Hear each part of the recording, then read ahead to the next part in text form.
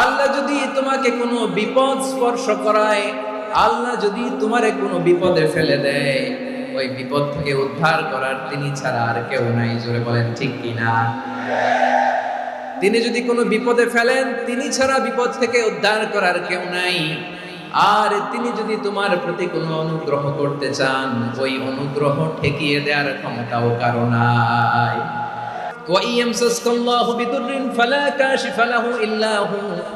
আল্লাহ বিপদে ফেললে বিপদ থেকে উদ্ধার করার কেউ থাকে না। আর আল্লাহ যদি তোমার প্রতি দয়া দেখাতে চান, অনুগ্রহ করতে চান, ওই অনুগ্রহকে প্রতিরোধ করার মতো ক্ষমতা কারো নাই। তিনি তার বান্দাদের মধ্য থেকে যাকে ইচ্ছা তাকে দেন, যত ইচ্ছা তত দেন। তিনি ক্ষমাশীল, তিনি মেহেরবান। সুবহানাল্লাহ। তিনি ক্ষমাশীল, তিনি মেহেরবান। তাহলে এই আয়াত থেকে আমরা বুঝতে পারলাম, আমরা যদি বিপদে পড়ি আমাদেরকে কেউ বাঁচাতে পারে না। আমার বাবা আমারে বাঁচাতে পারে, আমার মা আমাকে বাঁচাতে পারে, আমার বন্ধু আমারে বাঁচাতে পারে, আমার দলের কর্মী আমাকে বাঁচাতে পারে, আমার পীর সাহেব আমারে বাঁচাতে পারে।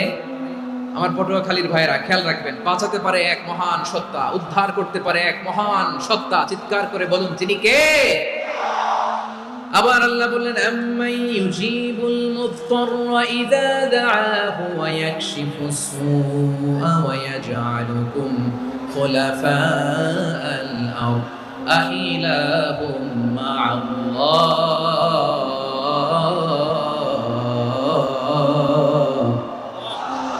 ক্বালিলাম মা তাযাক্কারুন। রব্বুল আলামিন বলেন, বিপদে পড়ে কাতর কণ্ঠে চিন্তাগ্রস্ত হয়ে যখন কেউ ফরিয়াদি হয়ে আল্লাহর ডাকে হাত তোলে, তখন এই ব্যক্তির ডাকে সাড়া দেয় কে? বিপন্ন অবস্থায় আপনি যখন কেঁদে কেঁদে হাত তুলে আপনার দুঃখের কথা জানান, আপনি যখন ডাকেন তারে, তখন আপনার ডাকে সাড়া দেয় কে? আল্লাহ বলে, আমি সাড়া দেই। তোমাদের বিপদকে মুক্ত করে দেয় কে? ওই আল্লাহর সাথে কোন উপাস্য আছে নাকি? কিন্তু খুব অল্প সংখ্যক লোকই তোমরা উপদেশ গ্রহণ করো। কথাটা কার? তাহলে বিপন্ন মানবতা যখন কাঁদে, মানুষ যখন বিপদে পড়ে নিরুপায় হয়ে ফরিয়াদ করে, তার ডাক শোনার কেউ নাই একজন ছাড়া। চিল্লায় বলেন তো, তিনি কে? এজন্য আমরা ফরিয়াদের হাত কার দিকে তুলব? এবং খেয়াল রাখতে হবে, মাথার সাথে সেট করে নিতে হবে, আল্লাহ ছাড়া আমাকে উদ্ধার করার কেউ নাই। এই পৃথিবীতে কেউ আপন না। প্রিয় ভাই, বিপদে পড়লে বোঝা যায় কেউ আপন না।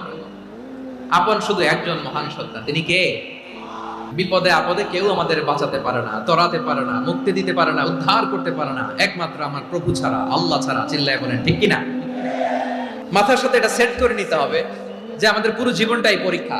The life is a test. পুরো জীবনটাই পরীক্ষা।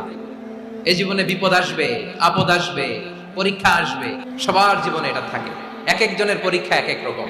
আমার পরীক্ষা একরকম, মাসুদ ভাইয়ের পরীক্ষা একরকম, চৌধুরী সাহেবের পরীক্ষা একরকম, আপনার পরীক্ষা একরকম, ওনার পরীক্ষা আবার আরেক রকম।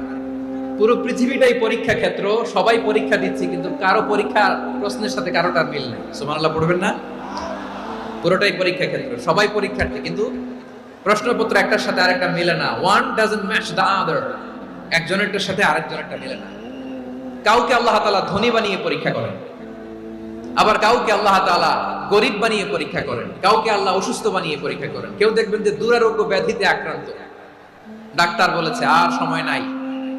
দুরারোগ্য ব্যাধি, ক্যান্সার, যার নেই কোনো অ্যান্সার, তার জন্য পরীক্ষা হচ্ছে এই রোগ। আরেক লোক দেখবেন তার আবার রোগ বালাই নাই, মাশাআল্লাহ, তাকে আল্লাহ তাআলা আর্থিক দৈন্যতা, দারিদ্রতা দিয়ে পরীক্ষা করছেন। এরকম আছে না নাই? টাকা পয়সা নাই, দিন আনে দিন খায়, যা আছে তাতে চলে না, এটা তার জন্য পরীক্ষা।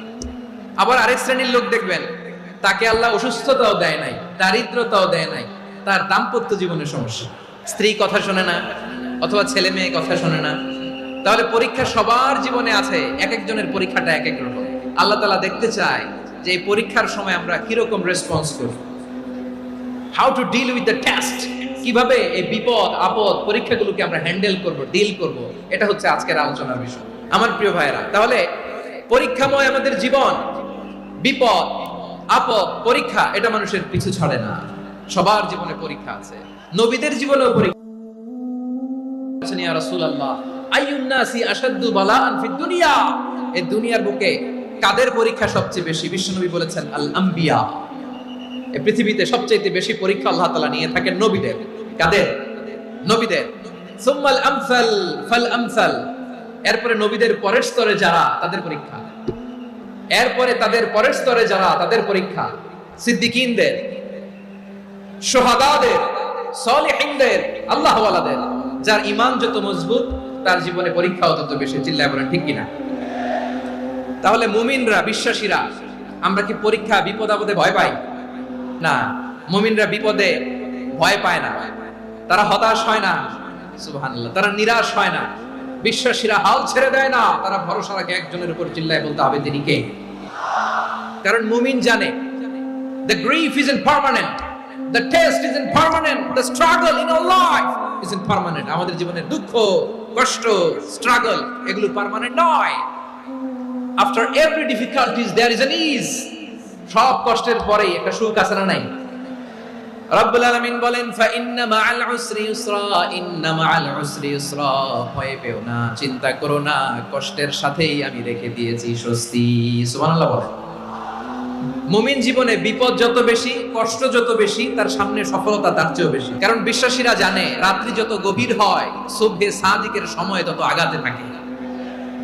গর্ভবতী নারীর পেটের ব্যথা যত বাড়তে থাকে, ঘরে নতুন মেহমান আগমনের সময় ঘনাতে থাকে। মুমিনদের উপর বিপদ, অত্যাচার, আপদ, পরীক্ষা যত বাড়তে থাকে, কালিমার পতাকা উড্ডয়নের সময় কাছে আসতে থাকে। বিশ্বাসীদের এগুলো হিসাব মিলানো অনেক আগে, এগুলো অনেক আগে হিসাব মিলানো। দুঃখের আধার শেষে সুখের আলো মিটি মিটি হাসে। চিল্লায় বলেন ঠিক কিনা? দুঃখের আধার শেষে আলোর প্রভাত হাসে, হতাশার কালো মেঘে যায় গো ভেসে, হতাশার কালো মেঘে যায় গো ভেসে। দুঃখের আধার শেষে আলোর প্রভাত হাসে, হতাশার কালো মেঘে যায় গো ভেসে, হতাশার কালো মেঘে যায় গো ভেসে। কোরআনের পাতায় পাতায় দেখো ঈমানের পথ ঢাকা ব্যথার কাটায়। কোরআনের পাতায় পাতায় দেখো ঈমানের পথ ঢাকা ব্যথার কাটায়। ভেঙে পড়ো না কভু হতাশ হয়ে, ভেঙে পড়ো না কভু হতাশ হয়ে। জ্বলে পুড়ে খাঁটি সোনা হগো শেষে, জ্বলে পুড়ে খাঁটি সোনা হগো শেষে। দুঃখের আধার শেষে আলোর প্রভাত হাসে, হতাশার কালো মেঘে যায় গো ভেসে, হতাশার কালো মেঘে যায় গো ভেসে।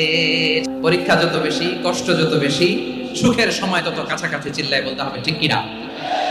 এজন্য মুমিন জীবনে পরীক্ষা বেশি, মুমিনদের হতাশা নাই। মুমিনরা নিরাশ হয় না, হতাশ হয় কাফিররা। মুমিনরা কখনো হাল ছেড়ে দেয় না, মুমিনরা ভরসা রাখে একজনের উপর, তিনি কে? তাহলে আমার প্রিয় পটুয়াখালীবাসী, বিপদ থাকবে, পরীক্ষা থাকবে, এই বিপদ থেকে আমাদেরকে উদ্ধার করবেন একজন, তিনি কে? আমরা শুধু আল্লাহর উপরই ভরসা রাখবো, চাইবো একজন সত্তার কাছে। আওয়াজ করে বলুন তিনি কে? একজন সত্তার কাছে চাইবে। বিশ্বনবী ওনার চাচাতো ভাই আব্দুল্লাহ ইবনে আব্বাস রাদিয়াল্লাহু তাআলা আনহুকে বললেন, ইয়া আব্দুল্লাহ ইবনে আব্বাস, হে আব্দুল্লাহ ইবনে আব্বাস, ইযা সাআলতা ফাসআলিল্লাহ, যখন চাইবে আল্লাহর কাছে চাও। ও আব্দুল্লাহ, যখন চাইবা আল্লাহর কাছে চাও।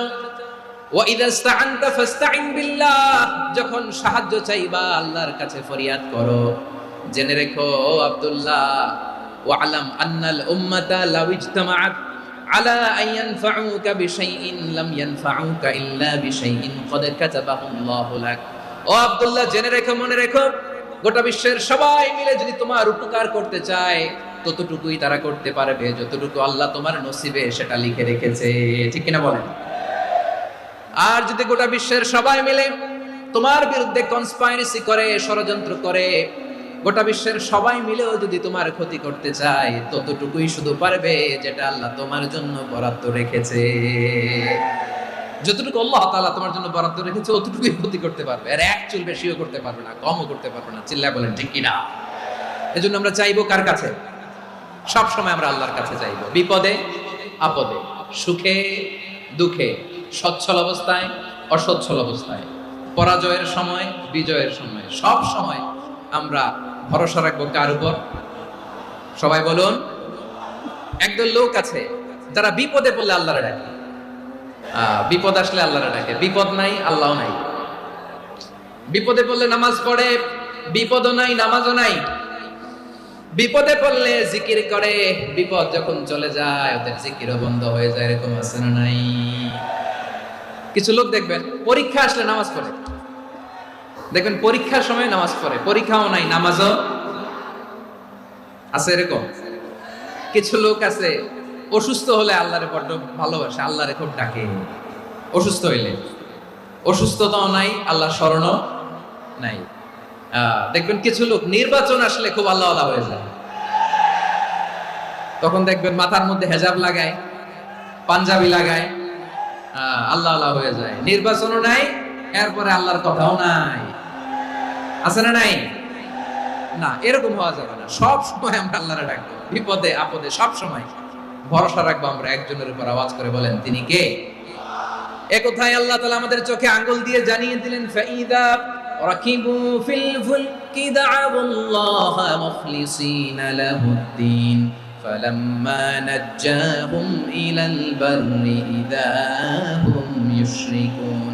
আল্লাহ বলে একদল লোক আছে, তারা যখন নৌযানে চড়ে, জলযানে চড়ে, সাগরের মধ্যে যখন জাহাজে চড়ে, লঞ্চে চড়ে, তারা যখন তুফানের সম্মুখীন হয় তখন তারা আল্লাহরে বড্ড বেশি ডাকে, একান্ত ভাবে ডাকে, বিশুদ্ধ চিত্তে ডাকে।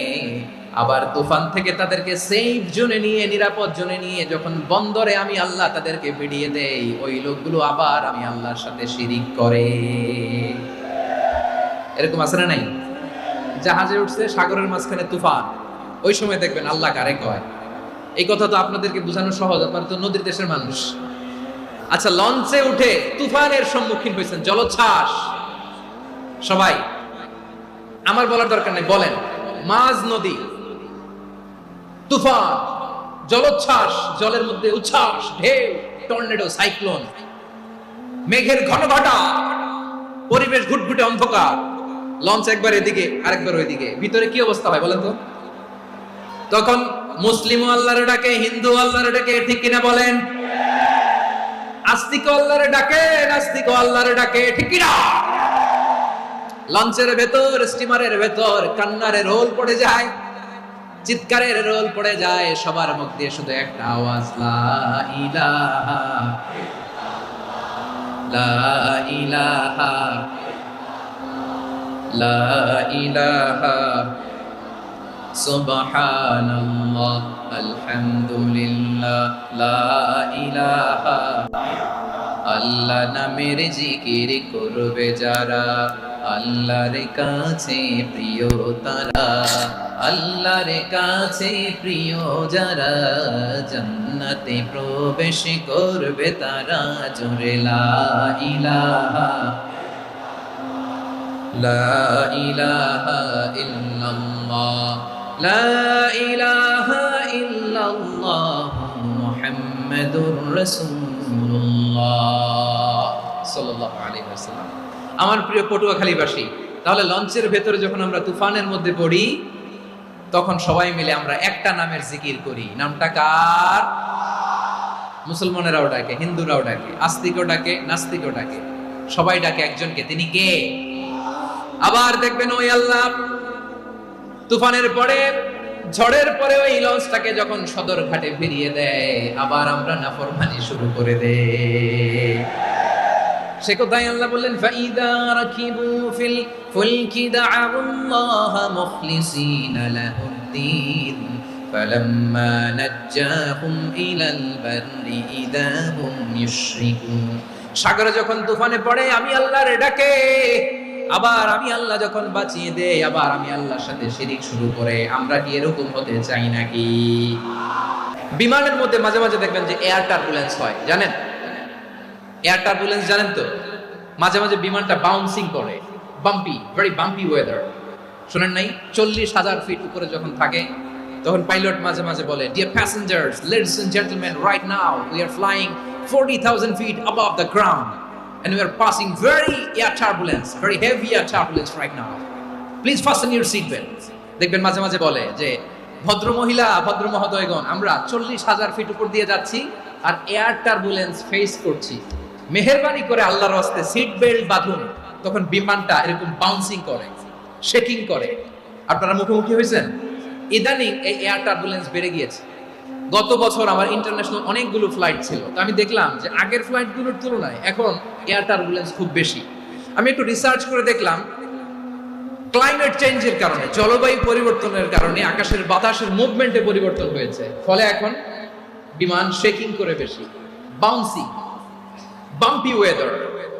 তো বলেন তো 40,000 ফিট উপরে যখন আপনি, কয় হাজার ফিট, 40,000 ফিট উপরে যখন আপনি, তখন যখন বিমানটা এরকম বাউন্সিং করে, সবাই যখন ভমিটিং করে বিমান নষ্ট করে দেয়, বমি করে, তখন বাঁচানোর কে আছে আল্লাহ ছাড়া? কেউ আছে? ওই মুহূর্তেও সবাই মিলে একজনকে ডাকে আওয়াজ করে বলেন, তিনি কে? মাঝে মাঝে কিছু সোশ্যাল মিডিয়ায় কিছু ভিডিও পাওয়া যায় যে হেভি যখন এয়ার টার্বুলেন্স হয় 10 সেকেন্ড 15 সেকেন্ডের কিছু ভিডিও পাওয়া যায়, বিমানটা এরকম বাউন্সিং করছে, বাম্পি ওয়েদার, কাঁপছে, মানুষগুলো বমি করছে, অক্সিজেন মাস্কগুলো সব ঝুলে পড়েছে, বিমানটা শুধু কাঁপছে। তখন দেখবেন বিমানের ভেতরেও এরকম লঞ্চের মতো চিৎকার আছে না নাই? বিমানের ভেতরেও তখন চিৎকার। গত বছর হিথ্রো এয়ারপোর্ট থেকে সিঙ্গাপুর এয়ারলাইন্সের একটা ফ্লাইট, হিথ্রো টু চাঙ্গি, একটা ফ্লাইটে এমন বেশি এয়ার টার্বুলেন্সের শিকার হয়েছিল এই এয়ারক্রাফটটা, 33 জন যাত্রী সেখানে আহত হয়েছে, একজন যাত্রী নিহত হয়েছে। কেবিন ক্রুজ, এয়ার হোস্টেস যারা আছে, একজনের নাক ফেটে, চোখ ফেটে, কপাল ফেটে, ব্লিডিং হয়ে শয়লা। প্রিয় ভাইরা, 40,000 ফিট উপরে বিমানটা যখন কাঁপবে, তখন আমাদেরকে আল্লাহ ছাড়া আর কেউ বাঁচানোর আছে? এত আসতে বললে হবে? ওই কঠিন মুহূর্তে আমার বাবা আমারে বাঁচাতে পারে, আমার বন্ধু আমারে বাঁচাতে পারে। এই গ্রাউন্ডে, জমিনের বুকে আমার প্রোটোকল, আমার ক্ষমতা, আমার দাম্ভিকতা, কোনো কিছু আমারে বাঁচাতে পারে একজন ছাড়া। চিল্লায় বলতে হবে, তিনি কে? সে আল্লাহ বললেন, গোলাম, আমি বিপদের সময় ঠিকই তোমাদের বাঁচিয়ে দেই। ওই বিমানের ভেতরে 40,000 ফিট উপরে যখন তোমরা এয়ার টার্বুলেন্সের শিকার হও, তখন নাস্তিকও আল্লাহরে ডাকে, হিন্দু আল্লাহরে ডাকে। জোরে বলেন ঠিক কিনা? আবার বিমানটা যখন শান্ত হয়ে যায়, একটু পরেই বিমানের স্ক্রিনের মধ্যে হিন্দি সিনেমা খোঁজে।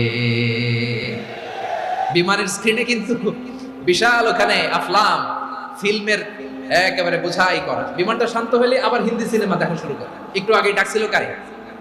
দেখবেন বাংলাদেশে আমাদের ক্রিকেটাররা যখন অন্য কোনো দেশের সাথে খেলে, অনেক সময় এমন হয়, বল বাকি একটা, রান দরকার 6টা। বল বাকি কয়টা? রান দরকার।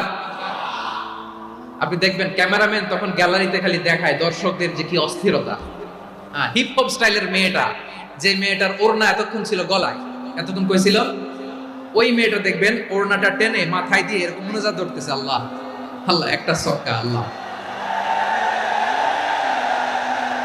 আল্লাহ, আমার লাল সবুজের পতাকারে তুমি অপমানিত কইরো না আল্লাহ, ইন্ডিয়ার সাথে আমাদের খেলা, আল্লাহ আল্লাহ, একটা সক্কা, একটা।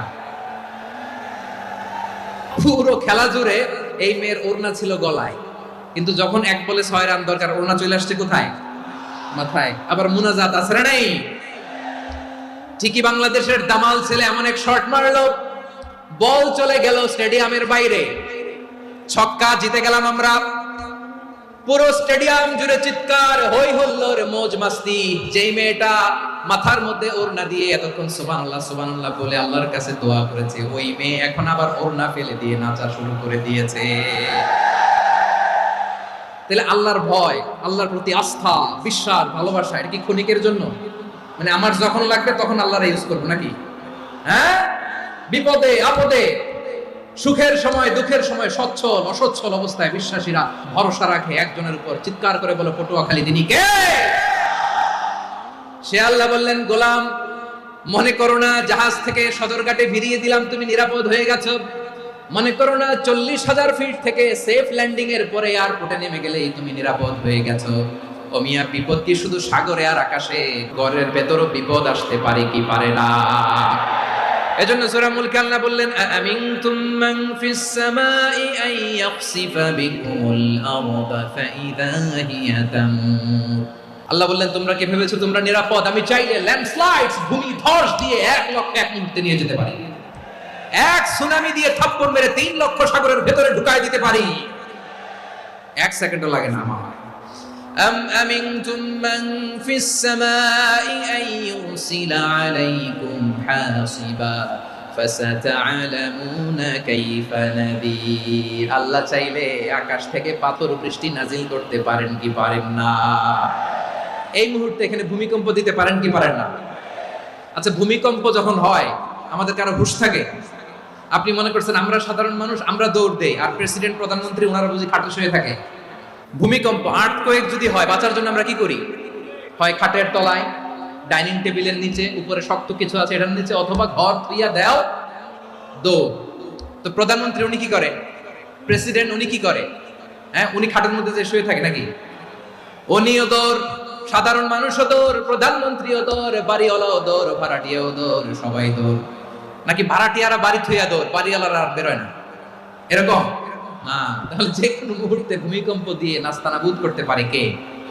আমার প্রিয় ভাইয়েরা, আমরা নিরাপদ নই, আমরা তার দয়ায় বেঁচে আছি। কার দয়ায়?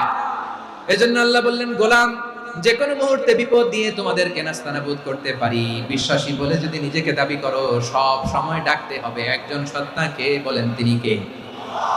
আপদ থেকে, পরীক্ষা থেকে, ক্যালামিটি থেকে আমাদেরকে কেউ বাঁচাতে পারে না একজন সত্তা ছাড়া। আবারও বলেন তো তিনি কে? এবার আমরা দেখি বিষ্ণু ইসা ইসলামের জীবনে বিপদ আপদ ছিল কিনা, উনি বিপদ আসলে কিভাবে ডিল করতেন, বিপদ আসলে কোন দোয়া পড়তে হয়, কিভাবে ফরিয়াদের হাত উত্তোলন করতে হয়, কিভাবে রবের দরবারে নতজানু হয়ে ফরিয়াদ করতে হয়, এটা জানার দরকার আছে না নাই? আসুন আমরা বিষ্ণুনবীর জীবনী থেকে দেখি বিপদ আসলে উনি কি করতেন। বিপদ আসলেই প্রথমে বিষ্ণু ইসা ইসলাম একটা দোয়া পড়তেন। তিনি পড়তেন, ইন্না লিল্লাহি ওয়া ইন্না ইলাইহি রাজিউন। নিশ্চয় আমরা আল্লাহর জন্য, নিশ্চয় আমরা কার দিকে ফিরবো ভাই? আবার কার দিকে ফিরবো? আওয়াজ করে বলুন তো, আমরা এসেছি কার কাছ থেকে, আবারও ফিরে যাব কার কাছে? এজন্য বিষ্ণুই পড়ছেন, ইন্না লিল্লাহি ওয়া ইন্না ইলাইহি রাজিউন। নিশ্চয় আল্লাহর জন্য, ওই আল্লাহর দিকেই আমরা ফিরে যাব। তারপরে বিষ্ণুই পড়তেন, আল্লাহুম্মা আজুরনি ফি মুসিবাতি ওয়াখলুফ লি খায়রাম মিনহা। একসাথে প্রথমে পড়তেন ইন্না লিল্লাহি ওয়া ইন্না ইলাইহি রাজিউন, তারপর পরই পড়তেন আল্লাহুম্মা আজুরনি ফি মুসিবাতি ওয়াখলুফ লি খায়রাম মিনহা। মানে আল্লাহ, এই যে আমি বিপদে ধৈর্য ধারণ করলাম, এটার সব তুমি আমারে দাও, আর যেটা হারালাম এর চেয়ে ভালো কিছু দিয়ে মেকআপ করে দিও, ভালো কিছু দিয়ে বদল করে দিও। সুবহানাল্লাহ পড়েন। তাহলে বিপদ আসলে আমরা কি পড়ব? এদেশে পরস্পরে দেখা হলে দেয় সালাম, এদেশে আমজনতার হৃদয় জুড়ে পাক কালাম, এদেশে বিপদ এলে সর্বজনে সর্বক্ষণে দোয়া পড়ে ইন্না লিল্লাহ। কি পড়ে? সুবহানাল্লাহ সুবহানাল্লাহ সুবহানাল্লাহ সুবহানাল্লাহ। এদেশে আজান শুনে সূর্য ওঠে শহর গ্রামে, এদেশে আজান শুনে সূর্য ডুবে সন্ধ্যা নামে, এদেশে সকল কাজে সবাই বলে বিসমিল্লাহ, এদেশে ভালো কিছু দেখে শুনে হাসি মুখে সবাই বলে মাশাআল্লাহ। তাহলে বিপদ এলে আমরা কি পড়ি? তাহলে বিপদ এলেই আমরা এখন থেকে ইন্না লিল্লাহ পড়বো, নাকি হাই হুতাশ করবেন? একদল আছে হাই হুতাশ করে, হায় আল্লাহ রে মোর কি হইল রে, মই কি হরমু রে, মই কমবে যামু রে, এরকম বিলাপ করতে নিষেধ করেছেন বিষ্ণু। কি করব, কই যাব, কি হবে, হায় হায়, এরকম হাহুতাশ আছে না নাই? বিশ্বাসীরা হাহুতাশ করে না, তারা ইন্না লিল্লাহ পড়ে। কি পড়ে মনে থাকবে? আমরা পড়বো ইন্না লিল্লাহি ওয়া ইন্না ইলাইহি রাজিউন। নিশ্চয়ই আমরা আল্লাহর জন্য, আমরা আল্লাহর দিকেই ফিরে যাব। এরপর পড়বো আল্লাহুম্মা আজুরনি ফি মুসিবাতি ওয়াখলুফ লি খায়রাম মিনহা। আল্লাহ, আমি যে বিপদে ধৈর্য ধারণ করলাম এটার সওয়াব দিও, আর যা হারালাম তার চেয়ে ভালো কিছু দিয়ে বদল করে দিও। সুবহানাল্লাহ পড়েন। বিশ্বনবীর হাদিস শুনলেন উম্মে সালামা রাদিয়াল্লাহু তাআলা আনহা। ওনার স্বামী হলো আবু সালামা। মজার ঘটনা খেয়াল করে শুনেন। সাইয়্যিদাতুনা উম্মে সালামা রাদিয়াল্লাহু তাআলা আনহা, ওনার স্বামীর নাম আবু সালামা। শ্রেষ্ঠ দম্পতি, শ্রেষ্ঠ ফ্যামিলি। প্রথমে হিজরত করেছিলেন হাবাসায়, পরে হিজরত করেছেন মদিনায়। উহুদ যুদ্ধের পরে ওনার স্বামী আবু সালামা ইন্তেকাল করলো, শহীদ হলো। সুবহানাল্লাহ পড়েন। যখন আবু সালামা ইন্তেকাল করলো, উম্মে সালামা রাদিয়াল্লাহু তাআলা আনহা কেঁদে কেঁদে হয়রান। আর নবীর শিখানো বাণী অনুযায়ী তিনি বারবার পড়ছিলেন ইন্না লিল্লাহ। কি পড়ছিলেন? ইন্না লিল্লাহ। যেহেতু বিশ্বনবী বলেছেন কেউ যদি বিপদের প্রথম ধাক্কায় পড়ে ইন্না লিল্লাহি ওয়া ইন্না ইলাইহি রাজিউন আল্লাহুম্মা আজুরনি ফি মুসিবাতি ওয়া আখলুফ লি খায়রাম মিনহা, তাহলে এই বিপদে যে সে যা হারালো তার চেয়ে শ্রেষ্ঠ কিছু দিয়ে আল্লাহ তার বদল দিয়ে দিবে। এই হাদিস শুনে উম্মে সালামা রাদিয়াল্লাহু তাআলা আনহা ওনার প্রাণ প্রিয় স্বামী আবু সালামার ইন্তেকালের পরে চোখের পানি ছাড়ে আর পড়ে ইন্না লিল্লাহি ওয়া ইন্না ইলাইহি রাজিউন আল্লাহুম্মা আজুরনি ফি মুসিবাতি ওয়া আখলুফ লি খায়রাম মিনহা। বারবার এই দোয়া পড়ে চোখের পানি ছাড়ে, এই দোয়া পড়ে চোখের পানি ছাড়ে, আর মনে মনে বলে আবু সালামার মতো ভালো মানুষ মদিনাতে নাই, আবু সালামার চেয়েও ভালো মানুষ মদিনাতে নাই, তার চেয়ে ভালো মানুষ কি করে আল্লাহ তাআলা আমারে দিবে, তার চেয়ে ভালো মানুষ তো আমি মদিনাতে দেখি না।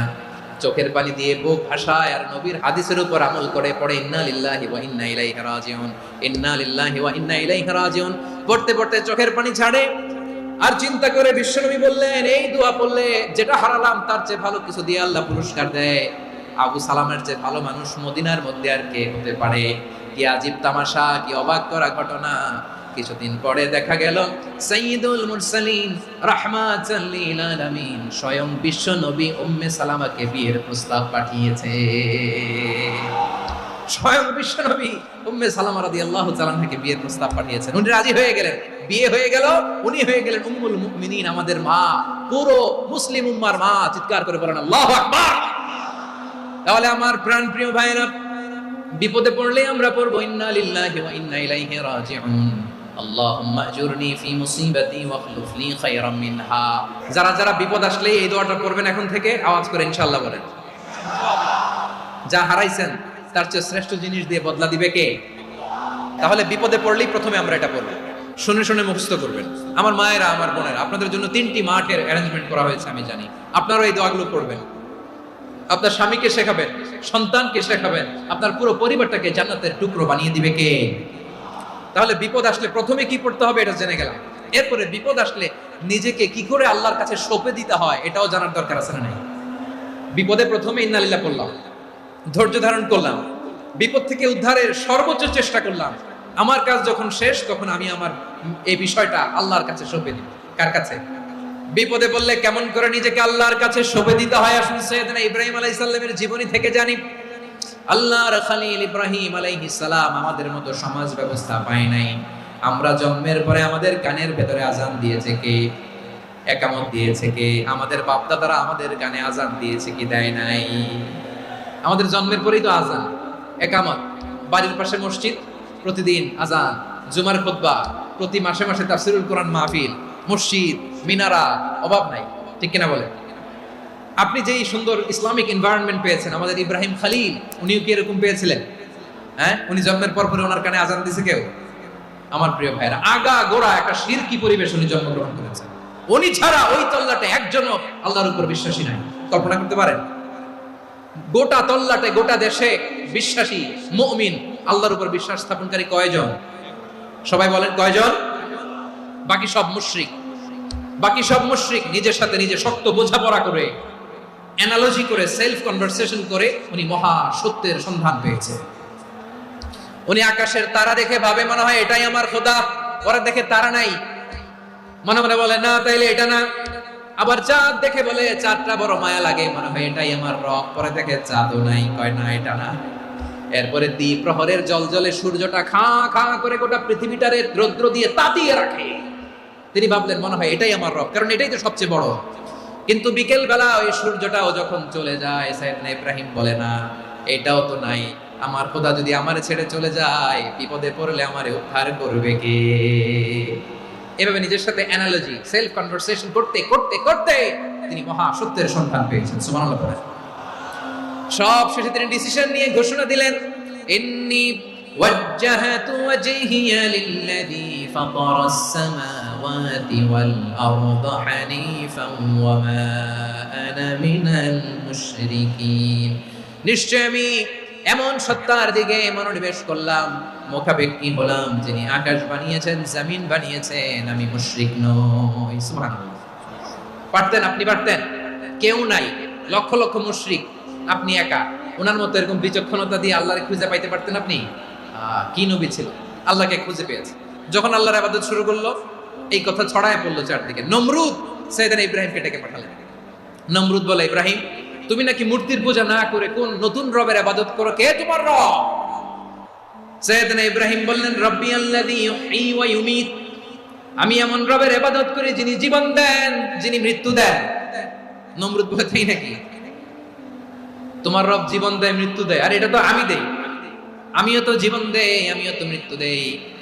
সাইয়েদনা ইব্রাহিম বললেন, কেমন করে তুমি জীবন দাও, মৃত্যু দাও, একটু দেখাও তো। নমরুদ জেলখানা থেকে দুজন কয়েদিকে ডেকে আনলো। কয়েদি এনে অর্ডার করলো, একটাকে এখনই শিরোচ্ছেদ, হেড অফ, ডেথ পেনাল্টি, মৃত্যুদণ্ড দেয়া হলো, ফিনকি দিয়ে রক্ত বের হলো। নমরুদ বলে, দেখো, দুজনকে ধরে আনলাম, একজন কয়েদিকে দিলাম ডেথ পেনাল্টি, মৃত্যুদণ্ড, ওরে মৃত্যু দিলাম। আরেকজন যে দাঁড়িয়ে আছে, চাইলে ওরেও আমি মৃত্যুদণ্ড দিতে পারি, কিন্তু না, ওরে আমি দিব না, ওরে আমি বাঁচাইয়া দিলাম, ছেড়ে দিলাম, মানে জীবন দিলাম। দেখো ইব্রাহিম, তোমার চোখের সামনে একজনকে মৃত্যু দিলাম, আর একজনকে জীবন দিলাম। আপাত দৃষ্টিতে তাই তো, একজনকে তো জীবন দিল, আরেকজনকে মৃত্যু দিল।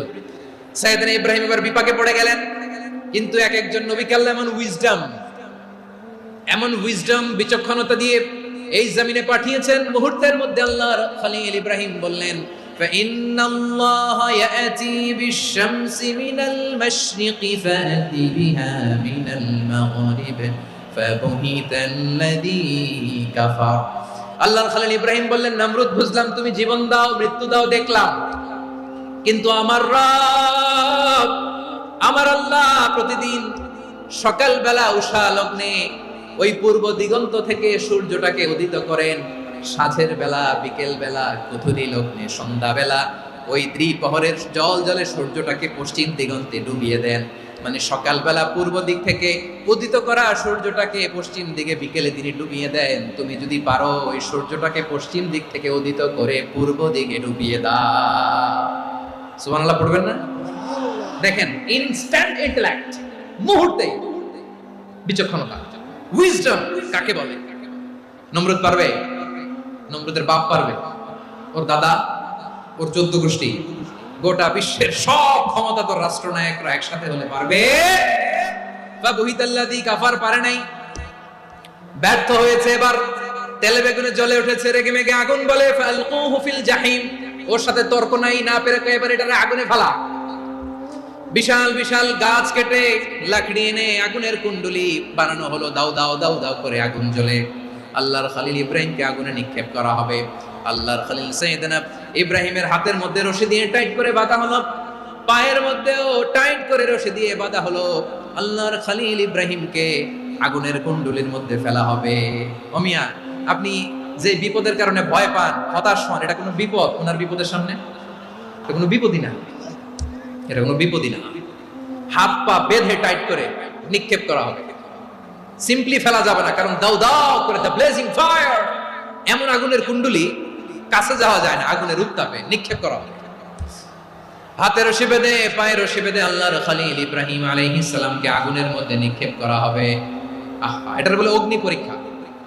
উনি অগ্নি পরীক্ষার সম্মুখীন হয়েছে। এজন্য কঠিন পরীক্ষাকে আমরা অগ্নি পরীক্ষার সাথে তুলনা করি, ঠিক কিনা?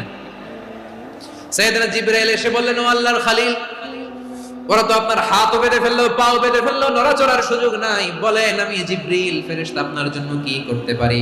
আল্লাহর খলিল ইব্রাহিম বলেন, ও জিবরাইল, তোমার কাছে আমার কোনো চাওয়া পাওয়া নাই। সুবহানাল্লাহ বলেন।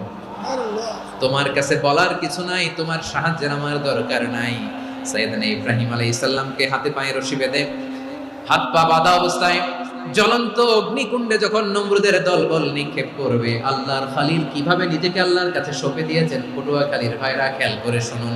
হাত পা বেঁধে আল্লাহর খলিলকে যখন নিক্ষেপ করা হবে, তিনি মুখ ফুটে বলে ফেললেন, হাসবুনাল্লাহু ওয়া নি'মাল ওয়াকিল। হাসবুনাল্লাহু ওয়া নি'মাল ওয়াকিল, আমার জন্য আল্লাহই যথেষ্ট, আমার জন্য আল্লাহই যথেষ্ট, তিনি আমার সবচেয়ে বড় গার্ডিয়ান, তিনি আমার সবচেয়ে বড় অভিভাবক। জিব্রাইলের সাহায্যে রফারকে ফিরিয়ে দিলেন। দুনিয়ার বুকে কারো কাছে কিছু বলেন নাই, মুখ ফুটে বলেছেন হাসবুনাল্লাহ।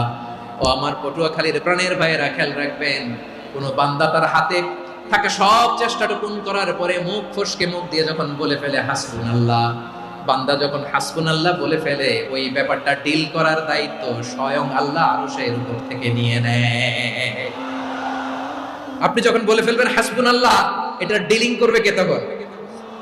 বান্দা তার সাধ্যের সবটুকু চেষ্টার পরে নতজানু হয়ে যখন বলবে হাসবুনাল্লাহ, আল্লাহ তুমি আমার জন্য যথেষ্ট, নি'মাল ওয়াকিল, তুমি আমার শ্রেষ্ঠ অভিভাবক, তখন তার কি দরকার না দরকার এটা ডিল করে স্বয়ং আল্লাহ। নিক্ষেপ করা হলো সাইয়েদনা ইব্রাহিমকে অগ্নিকুণ্ডলিতে। হাজার হাজার মানুষের দৃশ্য দেখার জন্য জড়ো হয়েছে এরকম বিশাল ময়দানে। কিন্তু কি অবাক করার ঘটনা, সবাই ভয় পাচ্ছিল, না জানি কি হয়ে যায়। আল্লাহর খলিলকে যখন আগুনের কুণ্ডলিতে নিক্ষেপ করা হয়, আল্লাহর খলিল ইব্রাহিম আগুনের কুণ্ডলীর মধ্যে বসে বসে মানুষগুলোর দিকে তাকিয়ে হাসতে শুরু করে দেয়। কারণ আকাশ থেকে রব্বুল আলামিন স্পেশাল ভার্ডিক্ট নাজিল করেছেন, স্পেশাল হুকুম জারি করেছেন, কুলনা ইয়া নারু কুনি বারদান ওয়া সালামান আলা ইব্রাহিম। ও আগুন খবরদার, সৃষ্টির শুরু থেকে তোকে একটা ধর্ম আমি বাতলে দিয়েছিলাম, তোর ধর্ম, আগুনের ধর্ম হলো যা পাবে জ্বালিয়ে ছারখার করবে। আল্লাহ বলল, আগুন তোর ধর্ম দিয়েছিলাম, তুই সব জ্বালিয়ে পুড়িয়ে ছারখার করে দিবি, কিন্তু ক্ষণিকের জন্য আমি তোর জ্বালিয়ে দেওয়ার ক্ষমতাটাকে কেড়ে নিলাম, জ্বালিয়ে ভস্ম করে দেওয়ার ক্ষমতা আমি কেড়ে নিলাম। কুনি বারদান, ঠান্ডা হয়ে যা, কিন্তু এত বেশি ঠান্ডা হবি না আবার আমার ইব্রাহিমের জন্য সর্দি লেগে না যায়। সুবহানাল্লাহ, এত আসতে বললে হবে? কুনি বারদান, বারদ মানে বরফ, ঠান্ডা, ঠান্ডা হ, কিন্তু এত ঠান্ডা হবি না যাতে আমার ইব্রাহিমের কষ্ট হয়। আগুন বলে, আল্লাহ একবার বললাম ঠান্ডা হ, আবার বলো এত ঠান্ডা হবি না যাতে খলিলের সর্দি না লাগে। কেমন ঠান্ডা হব, কেমন এনভায়রনমেন্ট তৈরি করে দেব বলো? আল্লাহ বললেন, সালামান আলা ইব্রাহিম, আমার খলিল আমার ইব্রাহিমের জন্য তুই জান্নাতের গুল বাগিচা হয়ে যা। ও ভাই, নবী মুসার মতো ঈমান হলে রাস্তা হবে সাগর জলে, নবী ইউসুফের মতন ঈমান হলে একে একে দরজা খোলে, নবী ইব্রাহিমের মতন ঈমান যদি আজও থাকে বিদ্যমান, অগ্নিকুণ্ডে দেখতে পাবে খুবসুরত এক ফুল ভাগা। কুলনা ইয়া নারু কুনি বারদান ওয়া সালামান আলা ইব্রাহিম। বান্দা যখন মুখ দিয়ে বলে হাসবুনাল্লাহ, আমার আল্লাহ আমার জন্য যথেষ্ট, এই বলে যখন নিজেকে সঁপে দেয়, তার কি লাগবে ওই দায়িত্ব স্বয়ং নিয়ে নেয় কে? তাহলে আমার প্রিয় ভাইরা, বিপদের শুরুতেই আমরা বলবো ইন্না লিল্লাহ। শুরুতে কি বলবো? এরপরে যেই বাক্যটা পড়ে নিজের পরিস্থিতিকে আল্লাহর দরবারে সঁপে দিব, সেটা হচ্ছে হাসবুনাল্লাহ। সেটা কি? বিষ্ণু বলেন, লা ইয়াজালু লিসানুকা রাতাবান মিন যিকরিল্লাহ, সব সময় আল্লাহর স্মরণ দিয়ে, জিকির দিয়ে জিহ্বাটারে সিক্ত রাখো। আর শয়তানু জাসিমুন আলা কলবি ইবনে আদম, শয়তান বনি আদমের কলবে খামচি মেরে বসে থাকে। ফাইদা যাকারাল্লাহ খালাসা, মানুষ যখন আল্লাহর স্মরণ করে জিকির করে, শয়তান দৌড়ে পালায়। ওয়া ইদা গাফালা ওয়াসওয়াসা, যখনই বনি আদম গাফেল হয় তখনই শয়তান তার হৃদয়ে ওয়াসওয়াসা দেয়। এজন্য বিপদে পড়লে ইন্না লিল্লাহ, নিজের সব টুকুন করার পরে, নিজের রোল প্লে করার পরে নিজেকে আমরা কি বলে সঁপে দিব? সবাই বলেন, মনে থাকবে? বিপদে পড়লে প্রথমে ইন্না লিল্লাহ, এরপরে নিজেকে যখন সঁপে দিব তখন হাসবুনাল্লাহ। এরপরে কঠিন বিপদে যখন বিশ্বনবী পড়তেন তখন কি করতেন? এমন বিপদ মাঝে মাঝে হয় না, দেয়ালে পিঠ থেকে যায়, চোখে মুখে অন্ধকার, কি করব দিশা খুঁজে পাই না, এরকম হয় কখনো? বিশ্বনবী এরকম কঠিন বিপদে পড়েছেন জীবনের কিছু কিছু মুহূর্তে।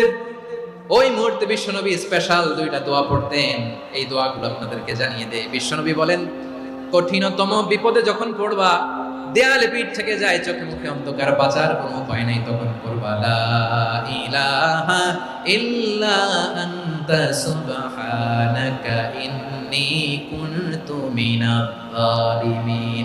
আল্লাহ, তুমি ছাড়া কোনো ইলাহ নাই, তুমি পবিত্র, নিশ্চয় আমি জালিমদের অন্তর্ভুক্ত। সুবহানাল্লাহ বলেন। এই দোয়া সাইয়েদনা ইউনূস আলাইহিস সালাম পড়েছিলেন যখন মাছের পেটে ছিলেন। এবং অনেক মুফাসসিরিন একরাম বলেছেন, অনেক আহলুল ইলমরা বলেছেন, এটা হচ্ছে ইসমে আজম। ইসমে আজম এমন দোয়া যেটা দিয়ে দোয়া করলে আল্লাহ দোয়া কবুল করে। কিন্তু এটা কোনটা, এটা নিয়ে ইখতিলাফ আছে। কোন কোন আহলুল ইলম বলেন এই লা ইলাহা ইল্লা আনতা সুবহানাকা ইন্নী কুনতু মিনাজ জালিমিন, এটা হচ্ছে ইসমে আজম। সাইয়েদনা ইউনূস আলাইহিস সালাম পড়েছেন, আপনারা পড়েননি?